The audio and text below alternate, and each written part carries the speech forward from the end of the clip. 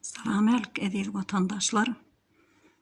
Şuun size men dün Ole Çarıev'nın bir gepleşigini dinledim YouTube kanalında. Zenanların Sesi kanalında. Onu aydılıp geçildi. Türkmenin kadim şaysepleri daşarı yurtlarda satılıp bürün. Şu hakta web saytını görüp durup Ole Çarıev'na şu hakta biraz açık durup geçmekçi. Çünkü Türkmenin milli şaysepleri bular bizim kadimi bize enemamalarımızdan kalan miras olur bize. Olar sap kümüş hasaplanıyor. Olar hiç kaçan yurttaşına satılmalı zat değil deyip düşünüyorsa biz çünkü sap kümüşleri şu zamanlarda yok. O edilen nağışlar, o şekiller, milli şayseplerimizin yüzündeki şekiller olur. Tumor diyermin, bileziklerimiz diyermin, askılar, tılla kümüş tengeler, han tengesi değil yatta en ucuz, en bir küçücük şaysepimizi alamazda kümüş kuppolar, kümüş bilezikler, tumorlar, bular bizim el yetmez en kadimi mirasımız hasaplanıyor. Bu zatlarım yurttaşına çıkarılan olsa, onu yurdumuzun dolu oturunu, dolu dargap oturdu deyip aytıp boluyor. Bu zatlar kimlerin eli bilen ediliyor. Bu zatlar hükmani şu yurt başına oturan cenayetkar toporun şoların üstü bilen yurttaşına çıkarılıyor bular. Yoksa sağda halkımız bu zatları bir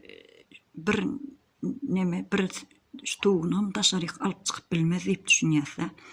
Çünkü yakında yine bir YouTube kanalında gördüm. Şu Türkiye'nin Antalya şehrinde yürüte bizim kümüş şayseplerimiz, kadimi kümüş şayseplerimiz satılayan bir dukancağız gördüm. Dukancağız yani ulu dukan. Onu yok zat yok. Onu gördüğümde yok zat yok otayda. Bizim kadimi şayseplerimizin hemmesi şu otayda satılıp dur. Demek bu ne demek? Bizim aslımızı, mirasımızı, hazinamızı iyip döküp bitiriptirler. Ne kadim şayseplerimize hallarımız, o ahalteki atlarımıza olara söz yok olur. Bundan bir neçe yıl öňem yurttaşına çıkarılıyor de. Yöne milli şayseplerimizin daşarı yurtlarda satılmağı bizi katı kıynandırıyor. Eziz vatandaşlar biz yurdumuzda insanlar ama ölüp bitip var ya. Biz ayağa kalmamız gerek. Hükmani bu zatlara dur dememiz gerek. Biz indi yurdu täze Türkmenistan kuranmızda da yurdumuz bir şeyle bomboş bir zat gözüňe gelýär. Indi biz şolary yerini doldurmak yok oların. Esasen biz milli şayseplerimizi hiç açan yerine koyup bilmez onu. Biz yerini onu hiç zat bilen doldurup bilmeýärse şoň üçin biz başarsaga onu izine satın almamız gerek.